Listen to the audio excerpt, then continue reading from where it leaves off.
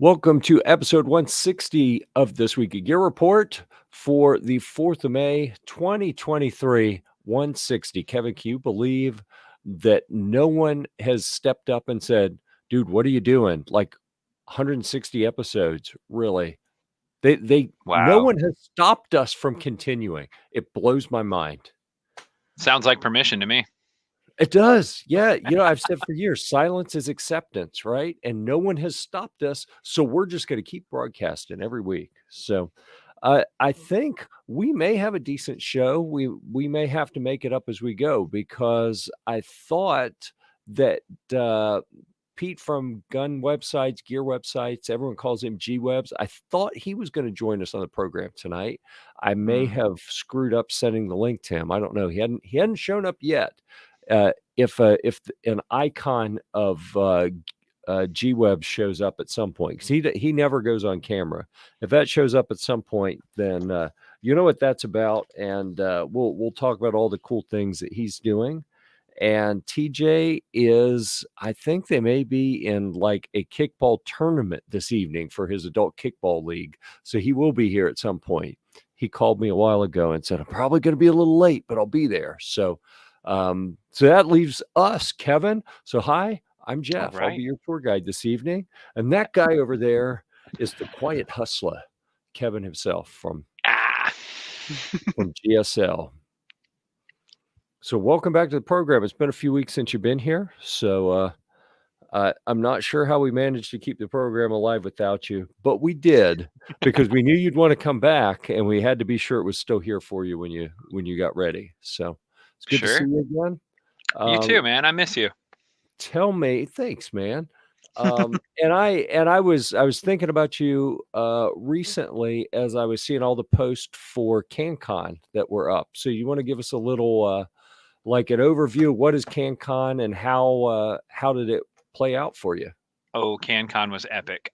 Right? It was a lot of fun. We linked up with a lot of new dealers, new vendors. I mean, a lot of a lot of people got to shoot.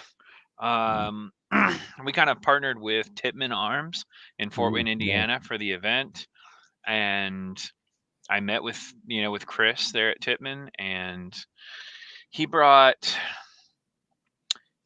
16,000 rounds of 22 caliber with him, and we fired all of it, and then we bought some more, and we fired all of that.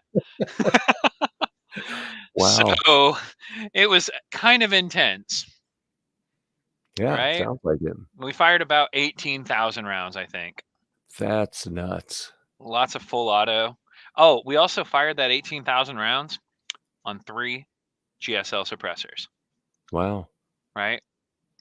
3 Yep. different Was there ones. There also was like 3 different weapons. 3 Tippmann Arms hosts, Correct. or did they move around? Yeah, they were all Tippmann hosts. Yeah, But that's pretty good.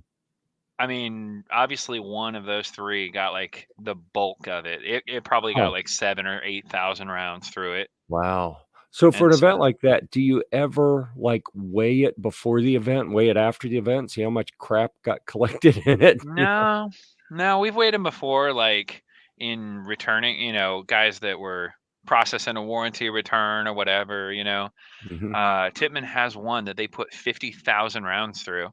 Yeah. Wow. And we weighed that one, and it had almost doubled in weight, so I mean, that's insane. That's pretty cool. That's a lot of lead.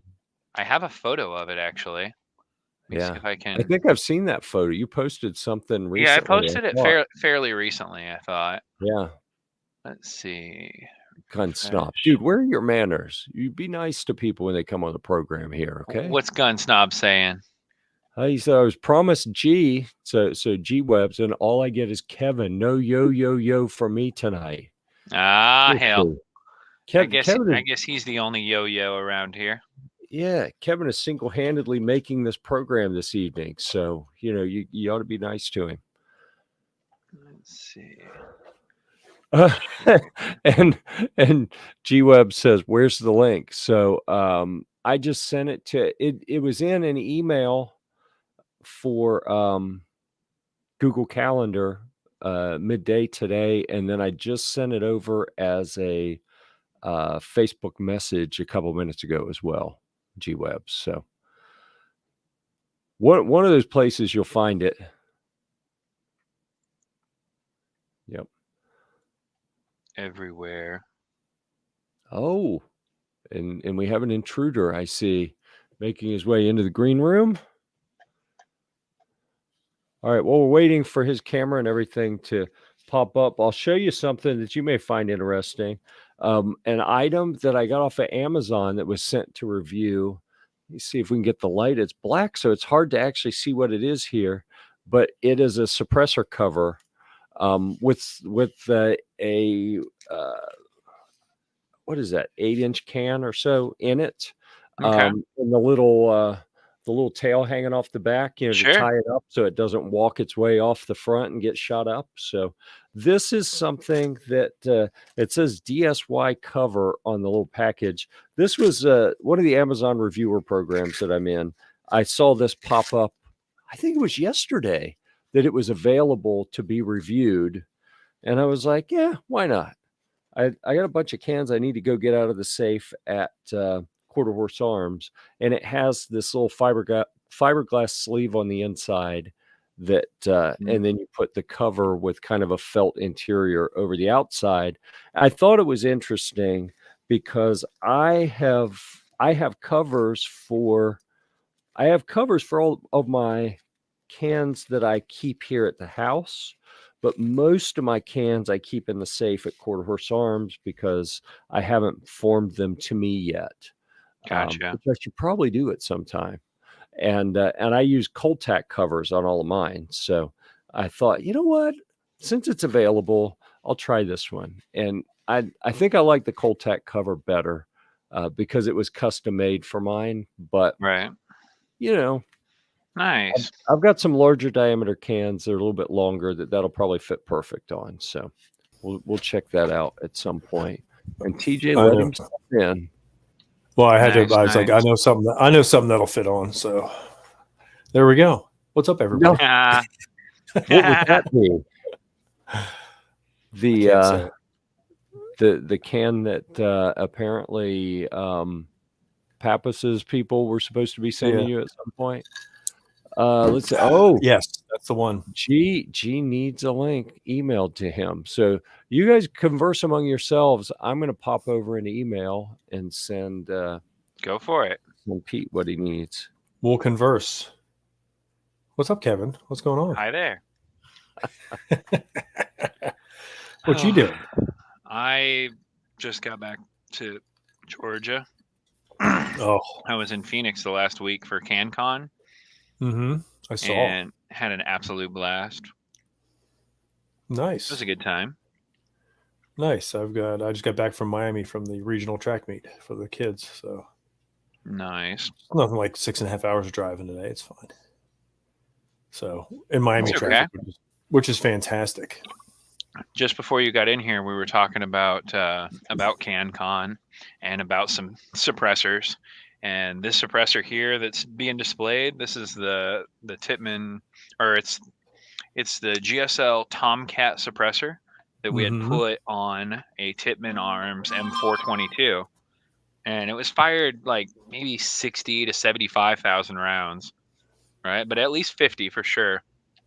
And right there you can see like the carbon buildup in it really is not as bad as you would imagine.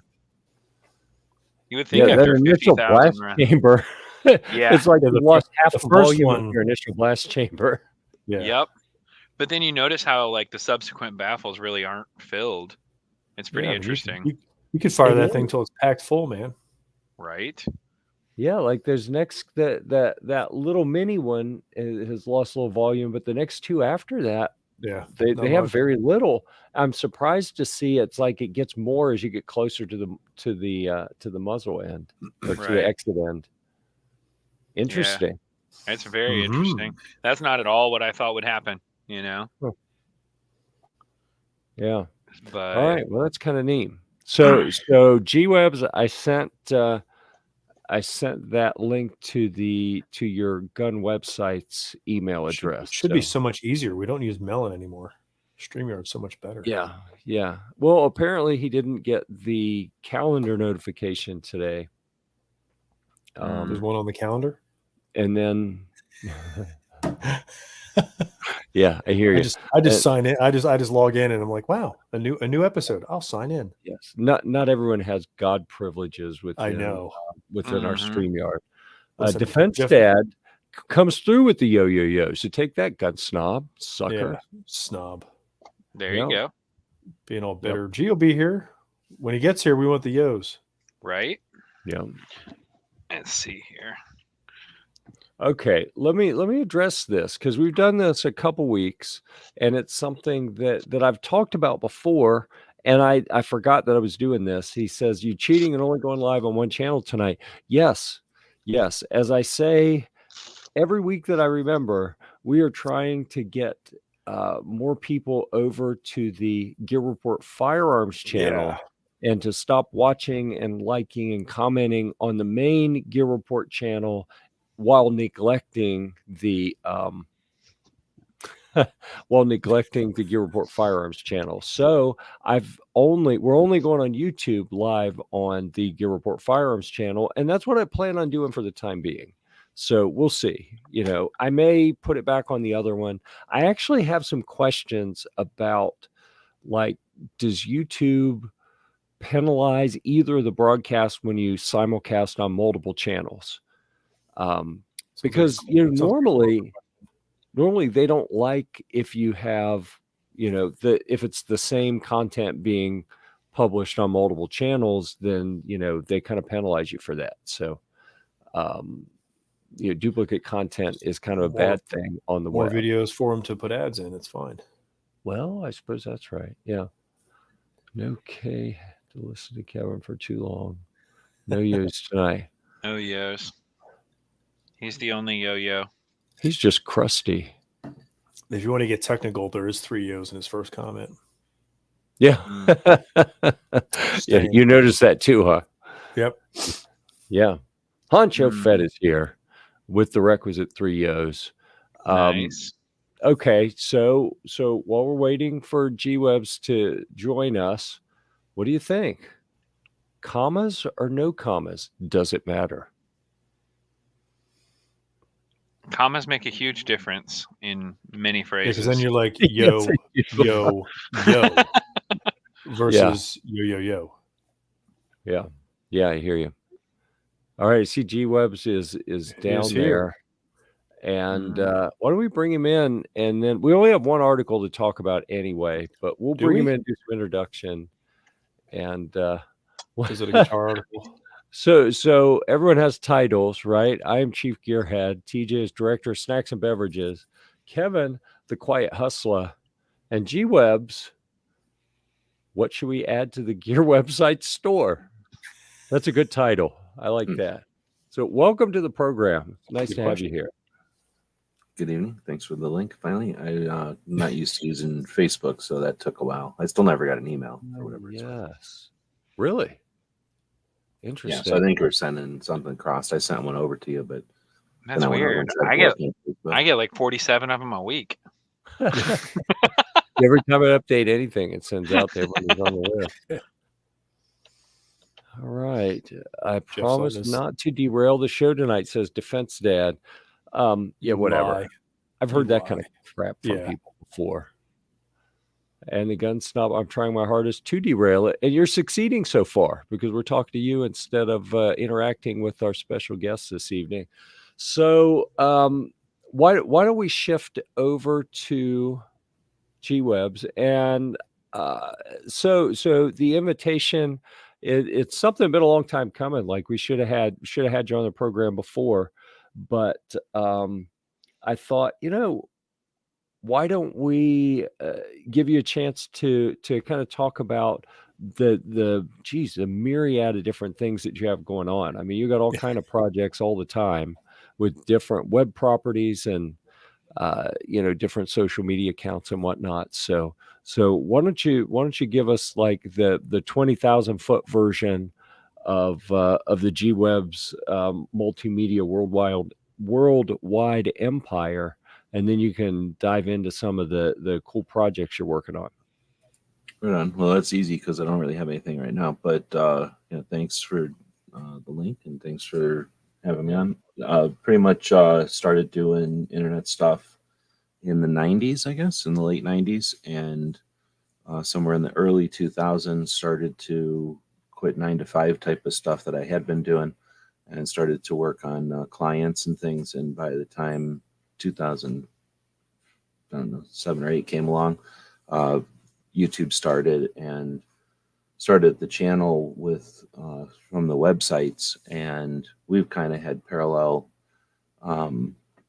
careers or paths, I guess, along the way, since we kind of did the same kind of thing for a long time there, building websites and creating content off of social platforms and then incorporating social into those, just at different ways and different times, I suppose. But and then over the years, after creating content was kind of done, I figured that out already and moved on to creating communities and doing some other stuff and then some activism and things like that. So playing around with first creating audience and figuring out that we can create audience online, and then what to do with that audience aside from just selling something.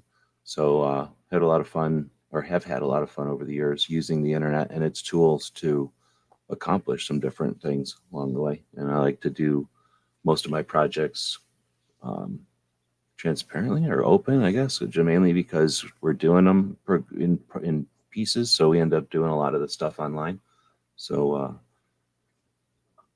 I don't know if that's a great overview or not, but essentially been playing around since the 90s and struggling to find value in the stuff that we're doing, right? Some in the time we spend online, but looking to utilize as much of the tech as possible to do that, to accomplish some stuff. If anybody can spend time online entertaining themselves, let's do something with that. Sure. I do that. I do that a lot. So, yeah. Yeah. And that's why we never take a black light when we go to TJ's house. I'd just rather not know. Black light. Place would look like a Jackson Pollock. Yeah. Yeah. Quite possibly. Yeah. Could be. Could be. So,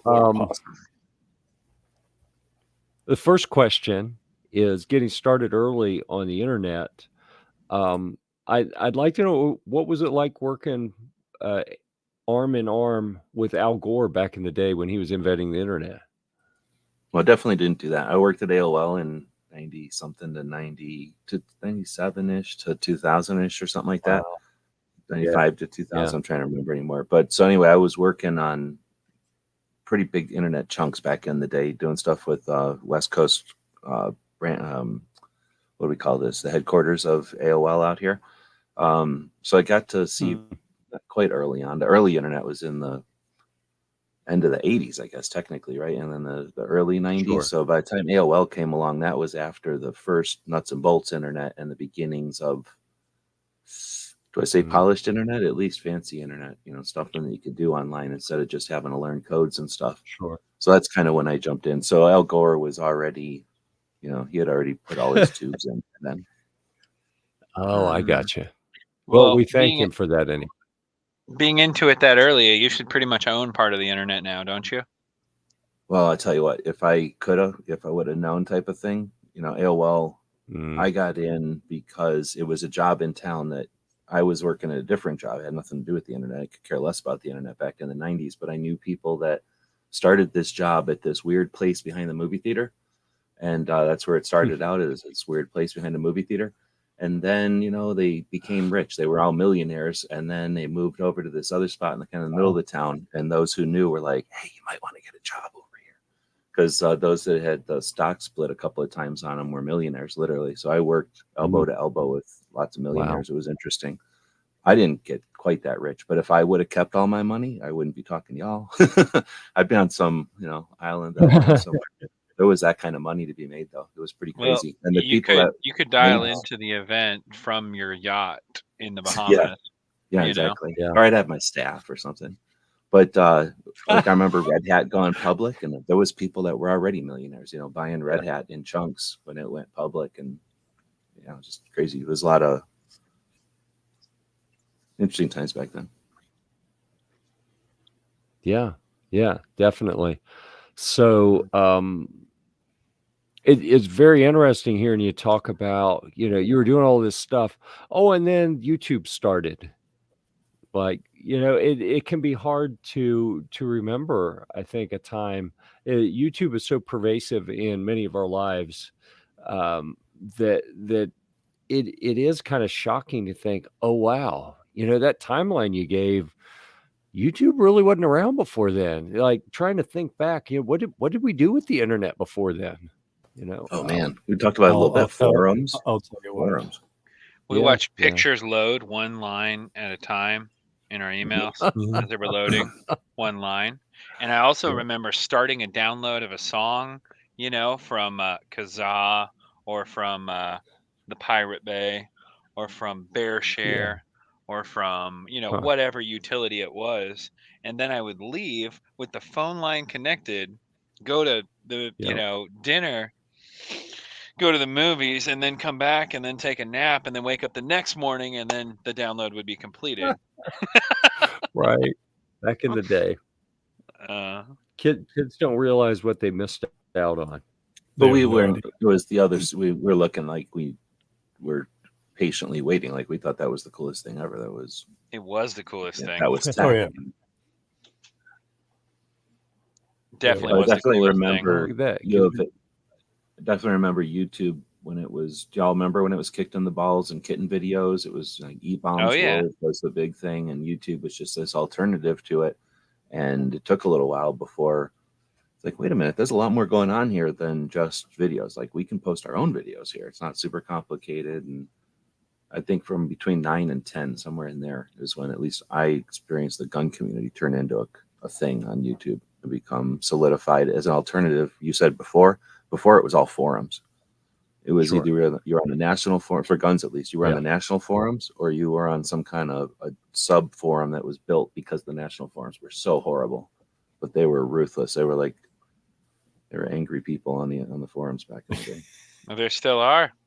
Yeah, I Just shouldn't go say look it like at that. look at any page on Reddit. You know?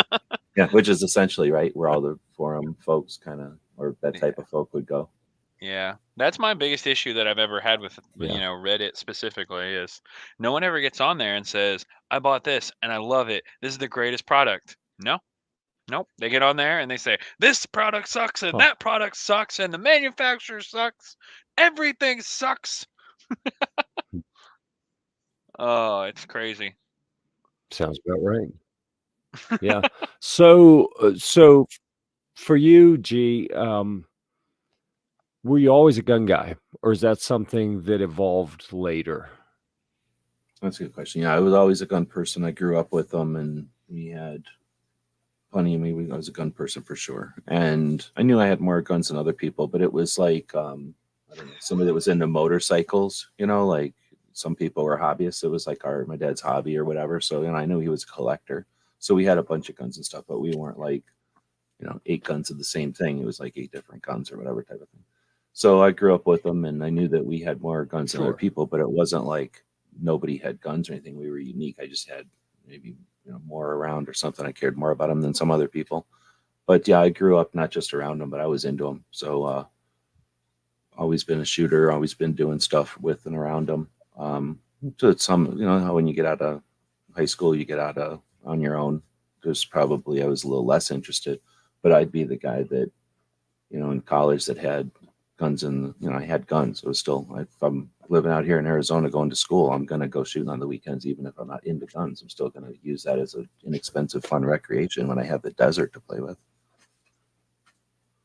So yeah, I've always been around guns. And when I started using the internet, one of the reasons I was like, you know what, I can contribute to the internet because there's not any gun stuff up here. Like, there was hardly any gun stuff, period, at the beginning of the internet. It was empty. And I was like, well, I could put stuff up here for one. And I guess it was enough fight back in the day, even that I knew that if I didn't put up good gun stuff, there'd be bad gun stuff, anti.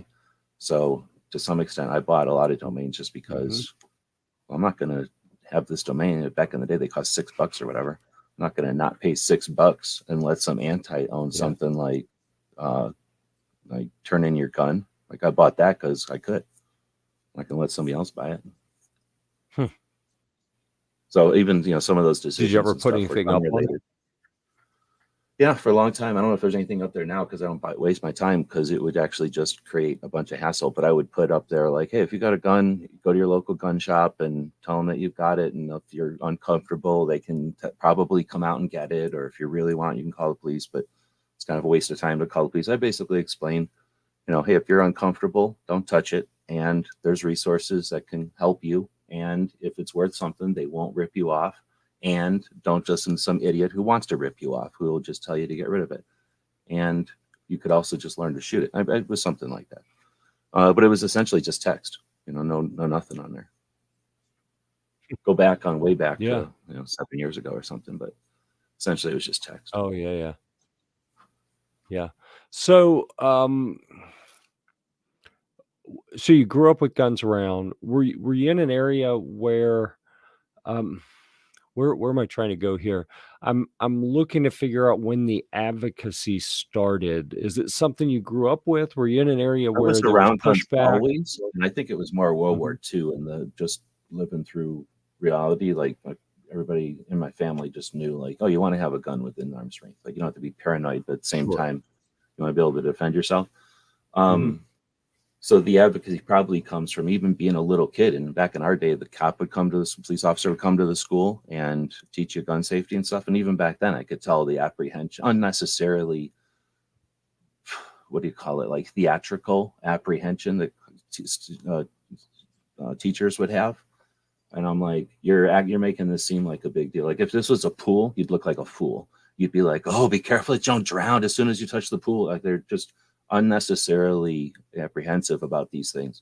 And I could tell back then that there was this stigma, maybe even as a young kid. I could tell there was something different about guns, that if you were comfortable with them, there was people that weren't going to be okay with you. And I already knew as a little kid, just being in scouts, that you couldn't talk about guns to every scout, right? Every scouter, whatever the adults were called. So I think I knew from an early age that it was an issue. And then for me, it wasn't until 2015 that I was like, wait a minute, I don't have to sit here watching this. I can be part of this. But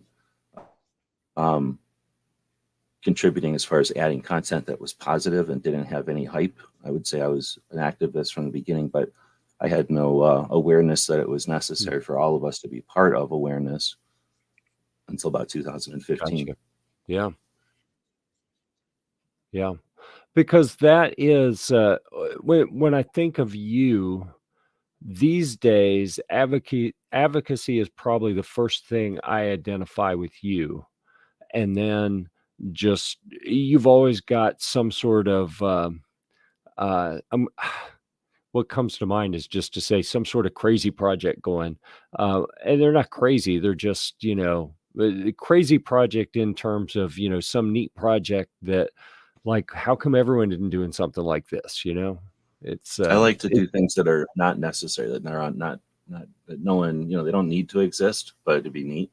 And they're not necessary, but hopefully people get empowered to know that it's possible to make things happen. When you get 1,000 people to throw $5 in, it's almost insignificant, but that's $5,000. The result is $5,000. And what's the power when 1,000 people know they can accomplish that over and over and over, because it's $5, right? And then what's the power when an organization knows they can do it?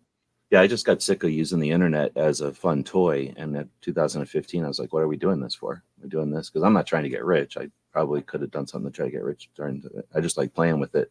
And people are part of the internet, right?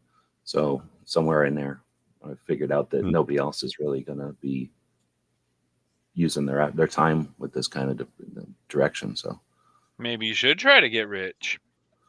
Well, that's what I'm doing now. Yeah, I'll do that for a little while, and then I'll come back.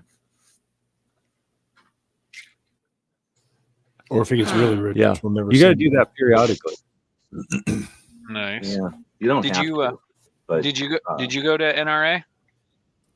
I haven't been to NRA since like 2010, I think. Okay. It's travels, Oh. and I go to SHOT because it's right here. I'm in Tucson, so I can drive to SHOT Show every year because they're refused to move it from SHOT from Vegas.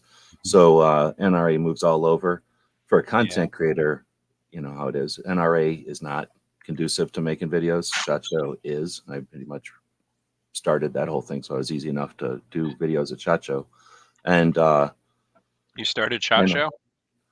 We were one of the first people to make videos a thing for sure. So it was easy enough to have contacts and to make videos. I mean, like I said, I've been as comfortable as one can. The only three people can be more comfortable in making videos at SHOT Show is Milspec Monkey, SMG Lee, and I can never remember the other guy right now because it's been a while. But you know, there was only a couple of people making videos before we started. So I always think a SHOT Show is just, it's not difficult for me. It's just something I'm familiar with. Where NRA is, there's the people, the NRA members that are there could care less about your video, and it's just not a business right thing. So go into it, you know, as Jeff would say, it just doesn't pay for itself.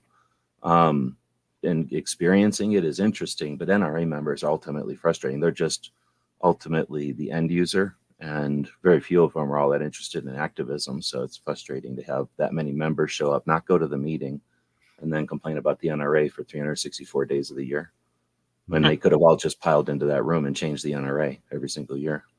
It's a valid point. Yeah. And I mean, I'm one of them. It's just that's why it's frustrating to be at that one and then not be able to get everybody into that room. Well, SHOT Show is definitely advantageous for business to business ventures and, you know, FFLs and for manufacturers. But oh yeah, I don't want to take away from the value of the show, because if you didn't have it to balance SHOT Show would be full of all this stuff too, right? Yeah, or it would be more crowded with that stuff, or we would just lack all of that, and then it would suck too. right. So let's go back to what you touched on about starting, being one of the first people to really do gun videos on YouTube. That, I mean, it's easy for someone to make a comment like that. I think it may be hard for people to really digest exactly the magnitude of what that means. And so first, the internet was getting bigger and faster. So, you know, first the internet in the 2000s was growing speed wise. People were getting internet at the same time people had internet, and certain places were getting fast internet. So the internet was going from like AOL type of thing where you paid to get through onto the internet, and people figured out, oh, I don't have to do that anymore. Now I can just pay my internet provider and go do what I want on the internet.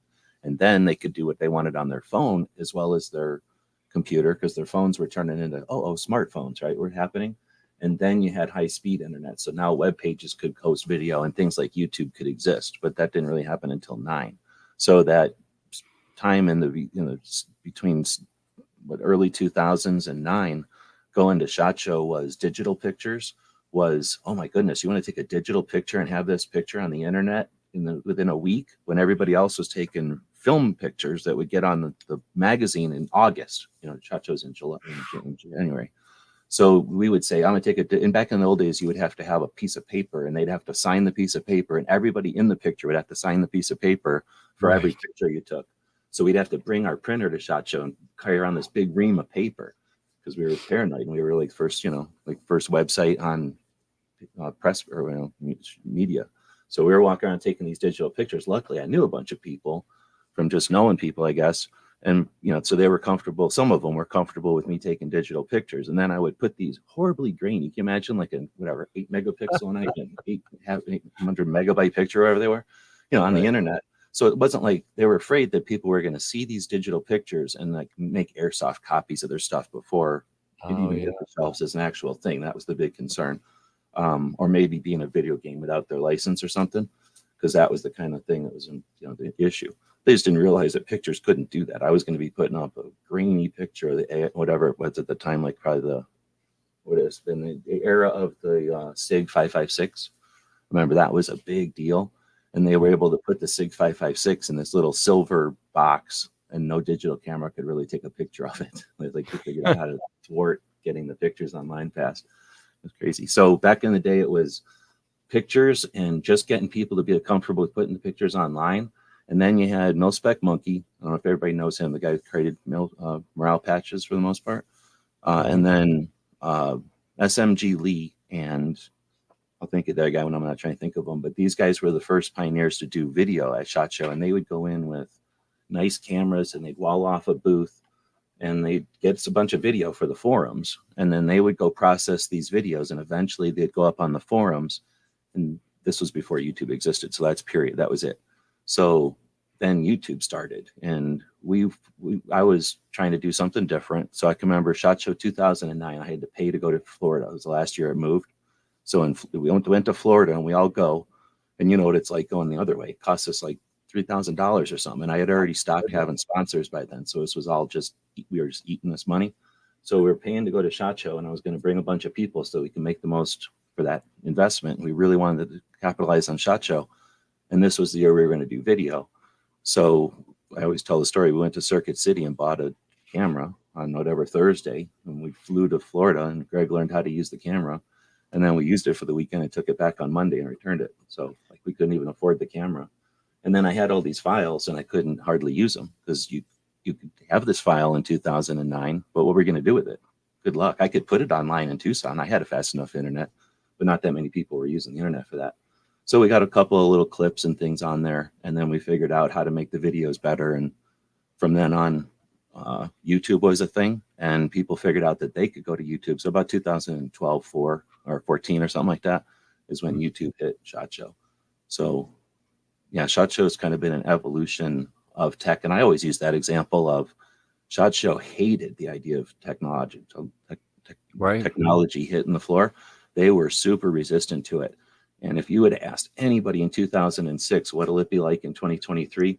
There's no way they would have said that we're going to spend this much money on the real estate for SHOT Show booth and then have a section of it where it's literally just our logo repeated in the background so that people can take selfies with our product and do booth reviews while we're over here talking to somebody. Yeah. Because now they're so comfortable that anybody can walk up with a camera, anybody can do a thing, and they're going to literally, I mean, how much you think a little shower size thing of a booth cost? $20,000 at this point upstairs, right?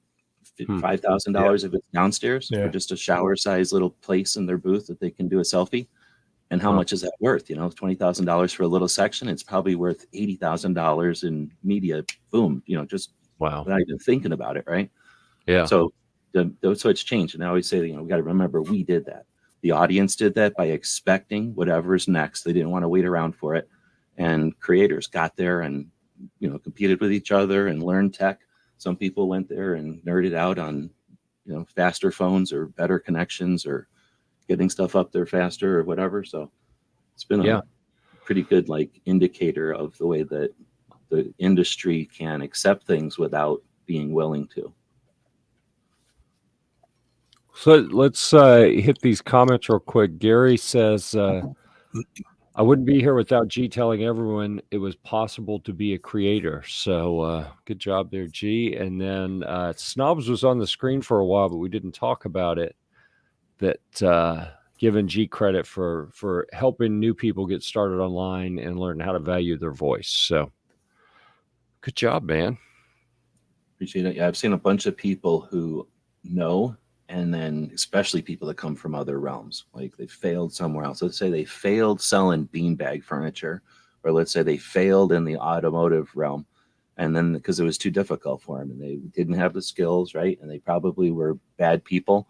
So they got kicked out of these other realms. And then especially as guns were just introducing themselves to the internet or, you know, figuring themselves out online, we were susceptible as a community. And they came in and just harvested money, harvested people's good, you know, good, what do you want to say, like ambitions, you know, the time people would have spent online.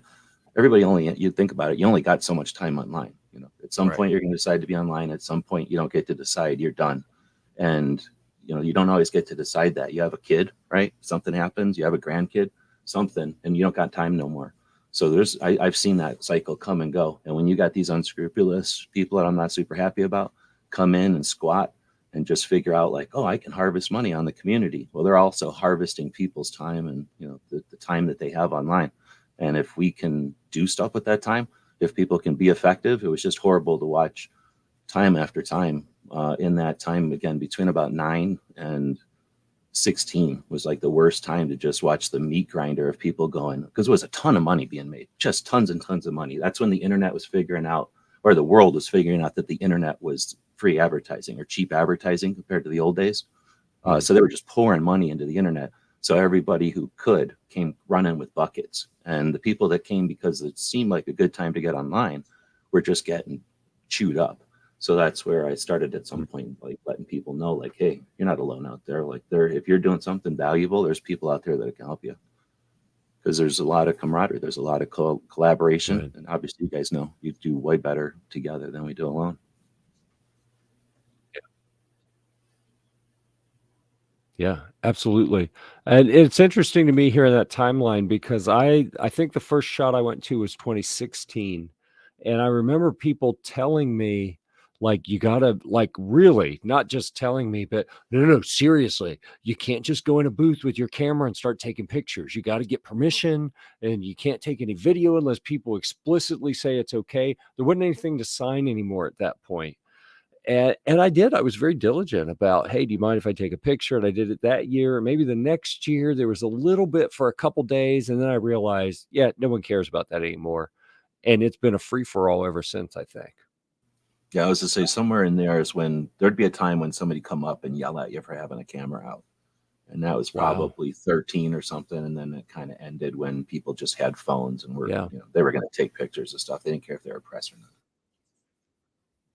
And I feel for any legitimate content creators who happen to be small Asian people walking around with cameras, because that's like the running joke that I keep hearing is, like you were saying about unauthorized copies being made, in video games or in toys or in airsoft, or even just products being knocked off.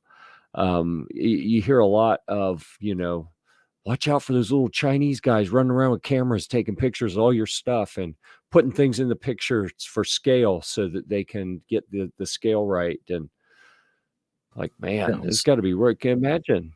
Well, it's different now because they can just get all that online. They can literally just get a cheap JPEG and scan it into 3D software. It's a little bit different now, but they were literally doing the same thing we were doing. Like, because people on the forums, we started out going to SHOT Show with, hey, we're going to be there, and we got in as media, so what do you want to see?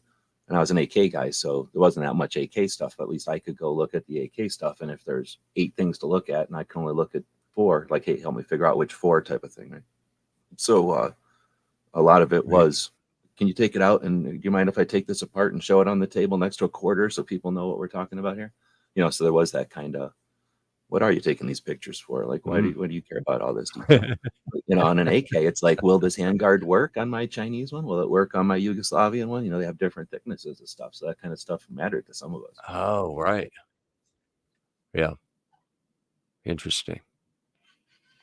Okay. Well, that's a little bit of history. So, how would you say your focus has evolved? What's most important to you now?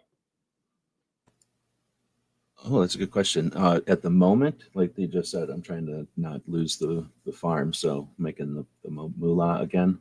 But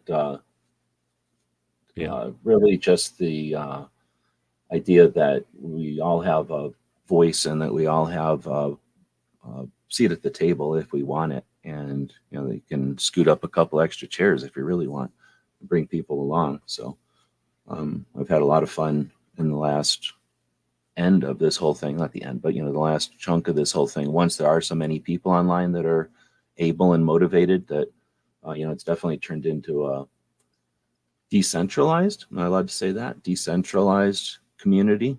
There's not a bunch of everybody's, let's say, motivated by what the NRA is focused on or this or that. Like, there's really nothing, there's no caliber, there's no company, there's no organization, there's so many things that people can champion, that there's lots and lots of room for people to be part of the whole thing. So that's probably still my thing that keeps me going with all this, is what's next and what can we do together. Yeah. Nice. All right. Well, like I said, I think that the first thing I think about with you is the advocacy and rallying the troops to get out and, make a difference, instead of, I think of you as like anti-apathy for the 2A. You know, so many people just they want to do their little thing and just ignore everything else, and you're always kind of cheerleading for, well, you know, speak up, grab a camera, do something, you know.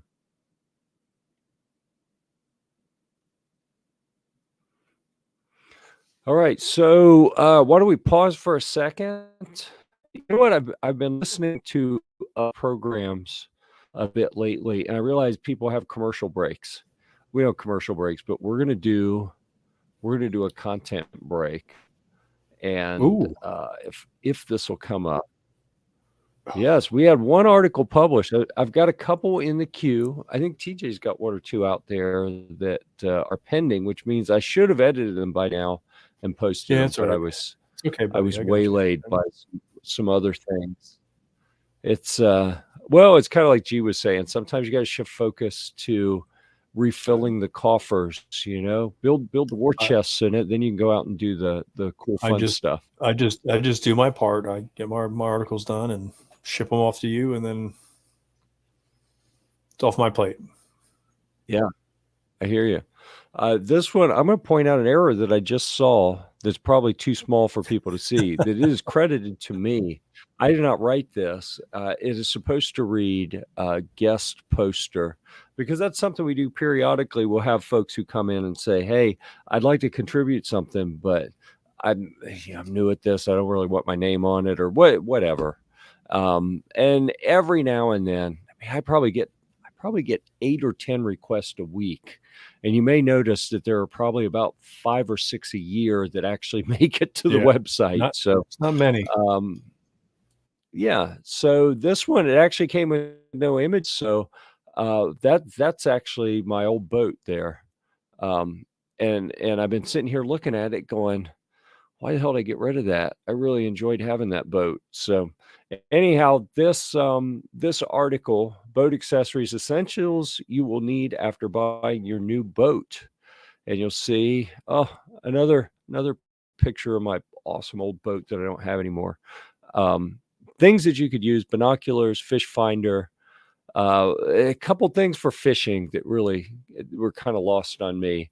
The boat grill. That's a picture of some shrimp on the Barbie that I did. Probably 10 or 12 years ago. That it's making me hungry now. Actually, looking at it. A boat hook, a fish cooler, life jackets, dock toe lights, fenders, VHF radio. That's the comms radio. Your nav lights, fire extinguishers, depth gauge, floating beacon. If you are into this kind of thing, you want any more information on it, all I did is you got to actually read it if you want to get the full picture. Okay, so that's that. And it's also a reminder, hey, we do boat stuff on Gear Report. I have created the Gear Report sailing channel, but haven't launched it yet. So that may happen eventually. We'll see. I'm working on cloning myself, so there'll be 30 icons up there eventually. You know, if you see more channels pop up, oh my goodness, we Gear Report everything. And you know, Hank Strange is campaigning that we do, you know, something about Gear Report sex toys or something. And I don't know, he's an influential figure in the community, so I may have to consider. Yeah, I don't know. It just doesn't feel like me. You know, but whatever. I mean, maybe ship them the Mama-san and be like, hey, here's something for you to test. Yep. Yeah. With no agreement ahead of time. It'll just show up. Yep. That's what I would do. Unsuspecting so much I would do that. Yeah. Like Crystal shaking the box like, what is this? Like, oh, I don't know. You better open that in the bedroom. don't let the kids see that. Yeah. Okay, so anyhow, this is another reminder with the article that's up on the screen. After every show, I'm going to rip the audio and push it up in the podcast space. So it'll be available here under the live shows this week at Gear Report podcast heading. So you can find it here, or you can go to Amazon or Apple Podcasts or Pandora, Spotify, Stitcher, YouTube, iHeartRadio. I have literally found this show on places I didn't know existed, where they pick up the RSS feed and they publish it. So you can listen to this program anywhere you like. And the bonus service that I provide for folks who might be interested in listening in audio format, before I publish it, I do two things that don't happen to the video. Number one, I run an audio volume normalization, which basically takes all the real high spikes out. So anytime we yell or laugh too loud or something, and it like blows your mic up, blows your speakers up, that's brought down so it won't be, it won't rattle your windows so bad. And then the other is I Well, it run also brings up something the whispers, right? So that it's more of a, it you does, have it on your earphones and you don't have to be moving your volume back and forth all the time. Yeah, I do that. And then the other thing is a dead air clipper that goes through. If it's more than like half a second of dead air, it cuts it out. So the typical program, like we'll have an hour and 45-minute program that you go look at the podcast, it's an hour and 33 minutes. It cuts 12 minutes out of the program just for those awkward pauses. That'll tell you how many awkward pauses I cause on this program. So many. That we cut that so much many. out. Yeah. The podcasters didn't So that even was hear it. that awkward pause. Right, exactly. They didn't hear that awkward pause. All the pauses. Yeah. I think you got to bump those numbers up, Jeff. Yeah. Or Cut that that thing long down to awkward pause that just happened right there. Yeah. Oh, yeah. Yeah, I got to give something in order to be clipped out later. Otherwise, the program feels like it wasted its time. There we go. We threw the banner up there for Maximum Defense because I neglected to start that earlier. And we'll cycle through some other banners real quick here. If it will respond. Here comes one. This week gear report. Yeah. Recent reviews. Well, guess what? We just wrapped that up. Reviews that will be published soon. Kevin, you've had something out there in draft for a while. Is that going to happen? I haven't finished the video for it yet. I'm getting there. I promise. It's close. He's pretty busy, Jeff. Just in case you were wondering. Oh gosh, I've got a little bit more content that I need to shoot for it, and then I'll be golden.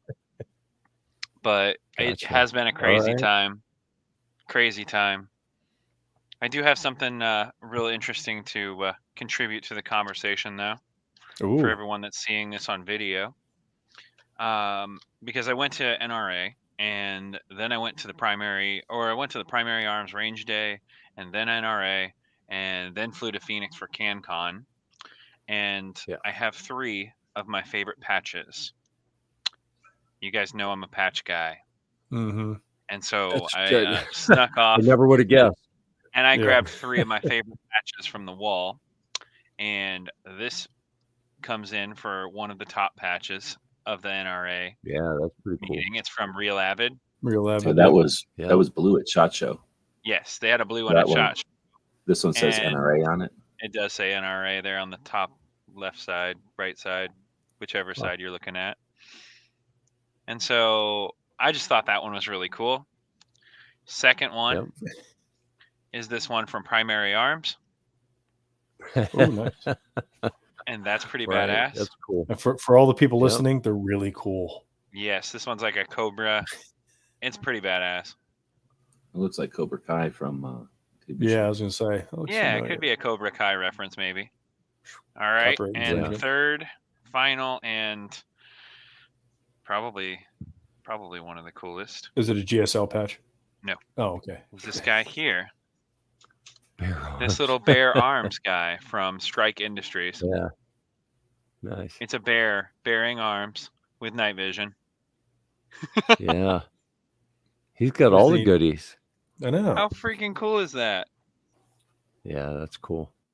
I just thought it was neat. Indeed. All the cool. Yeah, usually you don't hear good stuff about patches at NRA, so that's cool that they had a bunch of good ones this year. Yep, those were 3 of my favorites. What? All right, TJ, what do you got coming? Aside from the 2 pendings that will be published here. I've got the Phoenix Weaponry, the low profile handguard, AR handguard. Yep. I'm finishing up that one. I just got to take some more cool pictures because it's tough to like, you know me, I like my photography to turn out really well. And it's tough because there's like, I want a picture of this, but then it'll capture something closer. And I'm like, son of a, and I got to move it around. So I've got like 1,000 pictures. I like 3 of them. So I'm working on that one. And then of course the Evolve 15 from 5150. I went and shot that again. Good. And what else? I got some Tifosi eyewear in. So they got some shooting glasses as well as some sunglasses and some blue blocker glasses. So those are going to be quick and easy. And then the couple that you have, and of course my favorite, the Meprolite Vision, will be done soon. I put it on the mic 102 the other day and shot it. So that was neat. Awesome. Everybody thought that gun was interesting right, because it was the AK style mag release, and they're like, "What is that? Is that an AK?" I was like, "No, it's an AR. Just has the AK mag release." They're like, I was like, "Yes, it takes different AR mags, unfortunately." I didn't design it. I just going to review it. Right. Cool. I don't know what I got coming. I had so many different things in the queue, so many different directions I could go. It's hard to say. I'm going to spin the magical wheel of what's Jeff going to do next. And that's what you should do. May do that just have a wheel on the wall and Excellent. spin it when you wake up in the morning and be like, okay, this is what I'm doing today. Mm-hmm. Take the guesswork out. Well, I've got a wheel. We used to put the kids on it. You ever seen the wheels? Like we got it from an old circus. You know, you strap the people on it and then you throw the knives at them. Knives, or we did when the kids were little, it was little knives. You know, as they got bigger, we still did little knives because we don't want to go to jail. Right. But man, I've got 6 different types of throwing tomahawks now. And I'm like, come on, how come no one will strap themselves to the board anymore? Oh, you're like, listen, 3 out of 4 of the kids made it. It's fine. Yeah. Yeah. I mean, that other one, he wasn't going to amount to anything. I know. Yeah. And just in case Child Protective Services is still monitoring me, you know, I thought my time was up, but just in case, that was all made up on the spot because it entertained me. Okay. Yeah, I don't know what else is coming specifically. I've been kind of head down working on another project for the last few weeks, and but I'm at a point where I need to kind of pause that and churn some more Gear Report content out. So I have still been publishing. I've been shooting a whole lot of product videos, and some of them make it up onto the various Gear Report YouTube channels that then spread out to the other, what's it called? Rumble and Odyssey and wherever else they're going. Yeah. So you can keep track with our various channels if you want to see any of those other things that I mean, some of them are kind of review like, so you can still get your review fix there while we're not publishing all written stuff. But although we probably will pretty soon. Let's see. Let's move into. We're going to move into TJ's Happy Hour. So TJ's Happy Hour is where TJ kind of leads the discussion, and he decides what we're going to talk about. So I'm beat. You never know. You never know when it's going to stop. We're going to move on to the other segment that I really know, because I'm going to try to talk because I know the next segment's Guitarmageddon and something. I know everybody hates it, so I'll try to drag this on as long as possible. Keep talking. I just got back from Miami, everybody. We had a regional track meet down there. So I had to drive down, watch the girls jump, and then drove back and made it just in time. Slightly late, but still here. Very slightly. It's amazing how close to being actually on time you were. I know. It's crazy. I thought about getting some food first, and I was like, nah. I don't want to be that late. Yeah. You go. Now you can move on to your favorite segment. I don't have anything to talk about, really. Oh my gosh. Awesome. I will. Right. I'm going to show something. I'm going to show you something. Dang it. I don't want to let people down. Sorry, everybody. Dude, I understand that everyone's favorite segment is Guitarmageddon. All right, everybody loves it. Here we go. They can't wait. Instead of a guitar this week, I'm going to show you this little remote foot controller, and it works with a multi-effects unit. So while you're playing, your hands are tied up, right? You can't change settings. So you use your feet to step on these little buttons that you pre-program. So back in the day, oh, see, I'm going off on a tangent now. This is going to be a blast. You're going to enjoy this journey. Bear with me. Back in the day, if you wanted to change the sound the guitar made, you would use something like one of these effects pedals, right? But these are, oh, it's upside down. These are a pain. Why do I feel like I'm all alone now? So instead of having a half dozen different types of pedals and keeping track of all the settings, now you can pre-program it and control it all with this little bank of foot pedals. That's pretty handy. I got a friend dropped this off. A friend, we were talking about NRA a while ago. The only time I've been to NRA was in 2016. And Chris Brooks was our cameraman for that trip. Chris and I have been doing some stuff, and this is actually his. So he brought a guitar and an amp and some other stuff over this week, and I did some reviews on them for another project. And this is the one thing that he hadn't got back yet. So I'd shown you the guitar that I reviewed, but I already gave it back to him. So I know you're crushed, and I apologize for that. What's that? Is he getting that back? Oh, yeah. Yeah, I just haven't got to plug it in and setting it up yet. No, we'll get it back. I can't wait for that video to see the testing. Jeff playing guitar. What in the world? Yeah. Oh, are you being facetious? Wait a second. Let me unpack this. Me? No, that's okay. I understand. You're just yes. I'm jealous because I can't play guitar. What in the world? Yeah. I have a Streamlight Wedge, a little EDC flashlight that has a fairly large flat section on one side. And I did a big laser engraved gear report on the side of that, and it actually came out phenomenal. I was blown away at how good it came out. So now, Honcho, it just so happened that I didn't have it 100% straight. It's just slightly canted, and it drives me nuts every time I see it. But we'll see. As much as we do with Streamlight, I'm sure I wasn't going to say that there will be something else that I can improve at some point. Ouch. So, you took that off the screen already. Yeah, because we're not going to do. I'm not even sure what a ball gag. Oh, I know what a ball gag is. Yeah, we're not doing it. Let's not jump down that rabbit hole again. I mean, honestly, putting the laser engraving erodes some of the surface. It makes it a little bit porous. It takes a nice sanitary surface that you might safely use as a ball gag and makes it what I consider to be less hygienic. And of course, that's my concern, right? Is the hygiene of the ball gag. So it wouldn't make sense to laser engrave. It would be irresponsible. Yeah. Yeah. GSL doesn't sponsor anything, although we've asked them to. They have so far said we'll think about it. They're thinking. So we're on the list. I don't know. Kevin keeps reporting all these big sales days.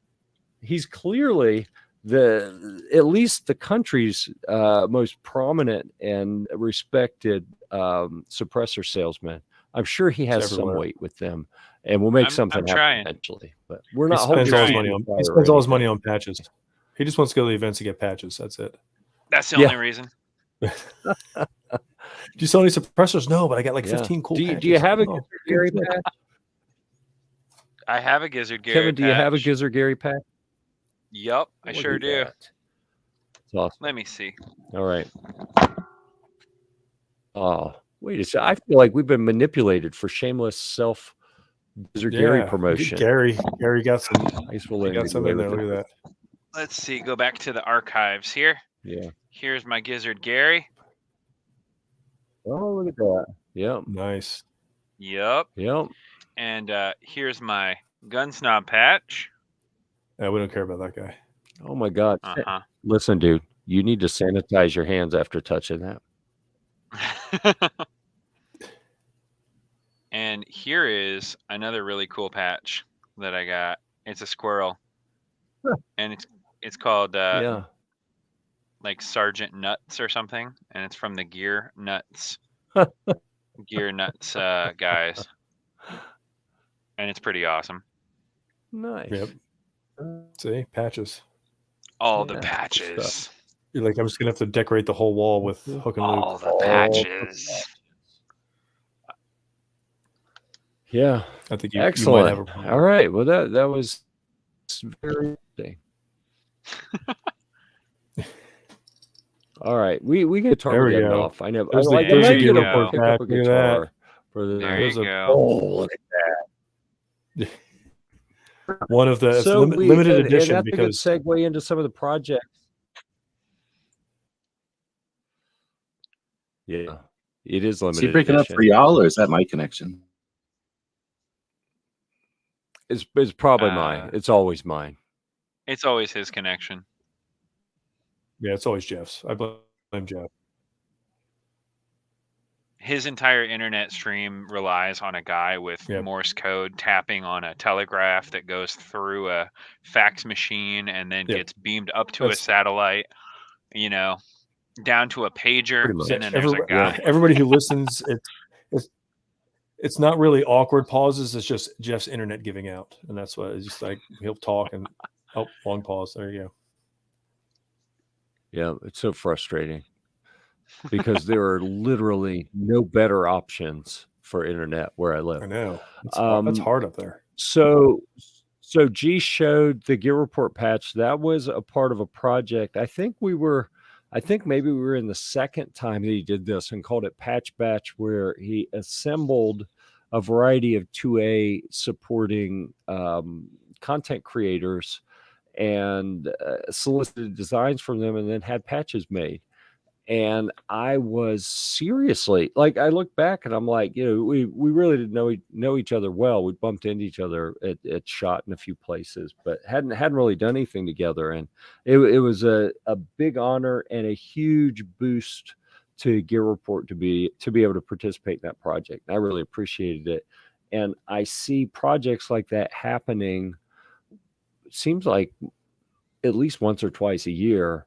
G's got some sort of project where he's bringing in all sorts of disparate creators and doing something cool with them. So, so we appreciate definitely how you help the community with those kind of projects. Do you have anything that's in the works or coming, G? No, not right now. But yeah, that's pretty much what the point was at. We were in the first one, and had to bring people together and show them what patches can do. A non-perishable morale patch that's easy to ship, fairly inexpensive to acquire. You can make versions of them and have a lot of fun with them, and make profit with them. We're capitalists. We're allowed to, like you say, fund your project also. So. We'll do them again eventually, but not right now. Yeah, cool. So I know you had a project going on. Low. Oh yeah, I'm about out.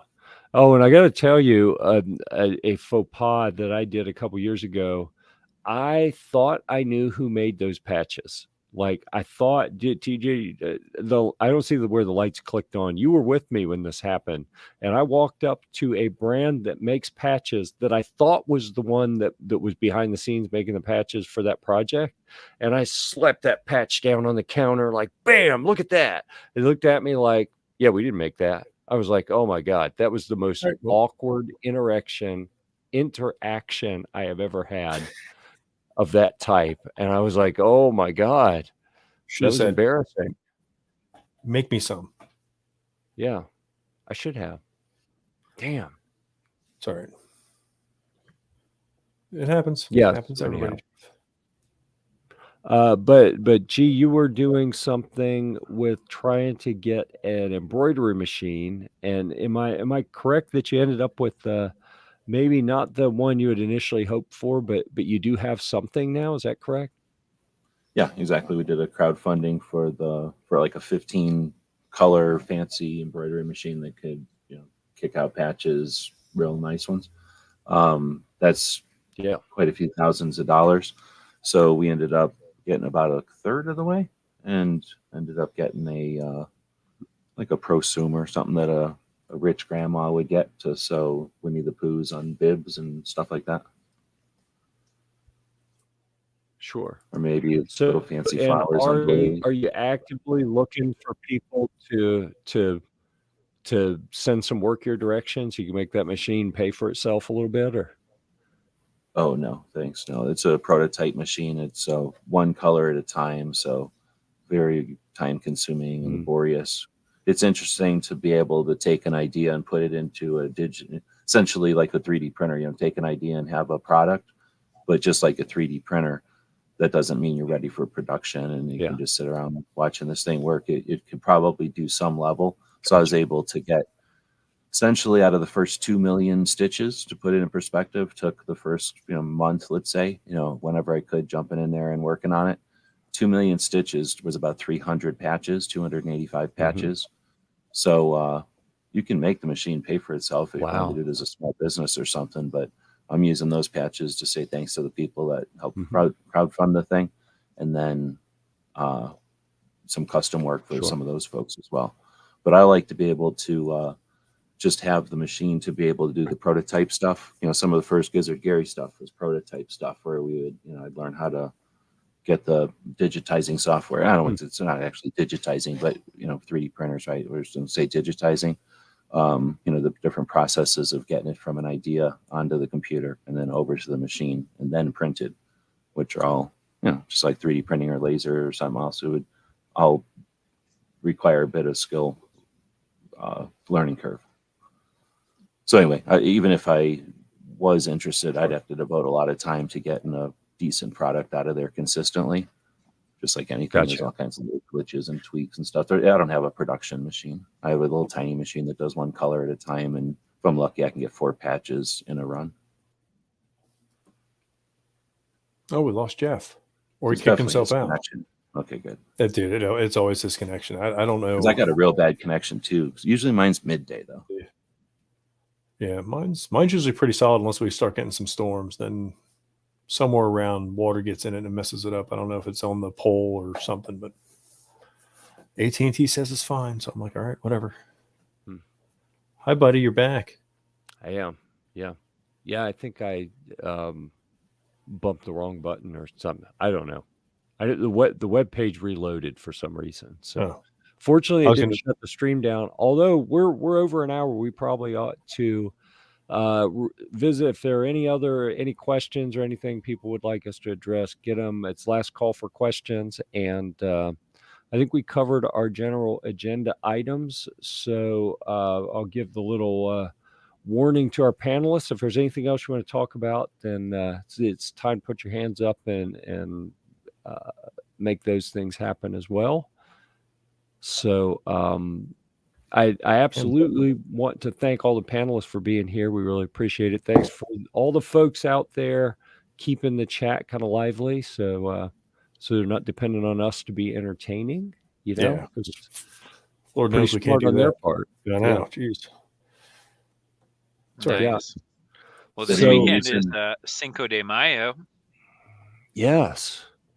And on Saturday, I'm going to be in Marietta, Georgia, at a ODT gun show. It's called Slinging Some Suppressors. There you go. I never would have guessed. What's ODT? ODT is Outdoor Trader. I think it's only a Georgia thing. I don't think that's the name of the promoter. Yeah, it's not really nationwide. It's like Gun Broker, except only in Georgia. So, okay. So it's an online thing that's doing in live show. Yeah. Do they do that often? Is this a long time thing? They have done maybe 3 of them. I think this might be the 3rd annual. Oh, I never even heard of it. There you go. Gun show and event. Is it like a gun show or is it different? It's a gun show and swap meet event. So it's kind of a little bit of both. Last year I went and I sold 8 suppressors in one day. And so that was awesome. So, I mean, if I can do that again, I'd be a really happy camper. Sure. Yeah. So what are you But- using for that patch panel over there? What's that? What are you using for that patch panel over there? Carpet, Oh, right Huh. on. like outdoor carpet. Yep. I Like found Depot, like speaker recently cabinet. that you can go get some gray outdoor carpet from Home Depot, Yep. It's made in Right. Georgia. and then all of your patches will stick to it with no issue at all. That's awesome. Huh. Yeah, it's And super so good. they sell it in 9-foot rolls, and so you can like literally do it floor to ceiling, and then cut it, 4 feet wide, and have your panel. Wow. All right. How Nice. cool is that? Who knew? Pretty stinking cool. Yeah. I'm kind of Awesome. clever. Kind of clever. Yeah, there you go. Well, I mean, you're a patch addict, so you got to figure out some way to do them. Right. Yeah. And or you can go buy the, $400 panels on online. Yeah. The patch panels where people have sewn like a border on it and added a D-ring and then charge $100 for it.